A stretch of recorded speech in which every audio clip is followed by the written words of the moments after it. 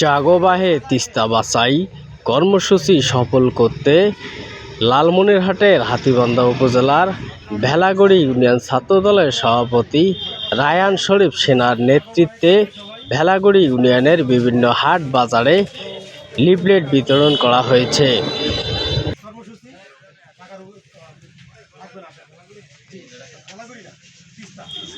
ভেলাগড়ি union ছাত্রদলের সভাপতি Ryan শরীফ বিভিন্ন দোকানে এবং হাট বাজারে গিয়ে এই লিফলেট বিতরণ করেন।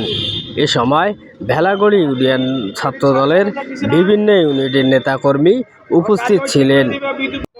তিস্তার দুই পাড়ের মানুষের দুঃখ দুর্দশা লাঘবে জাগোবাহে তিস্তা কর্মসূচি পালনে অধ্যক্ষ আসাদুল হাবিব দুলু এবং ব্যারিস্টার হাসান রাজীব প্রধান নিরলস মাঠে কাজ করে যাচ্ছেন।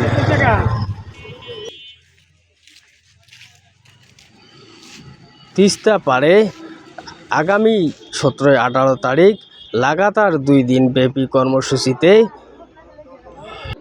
বিভিন্ন জাতীয় নেতৃবৃন্দ উপস্থিত থাকতে পারেন বলে জানিয়েছেন লালমনিরহাট 1 আসনের বিএনপির নমিনি ব্যারিস্টার হাসান রাজীব প্রধান।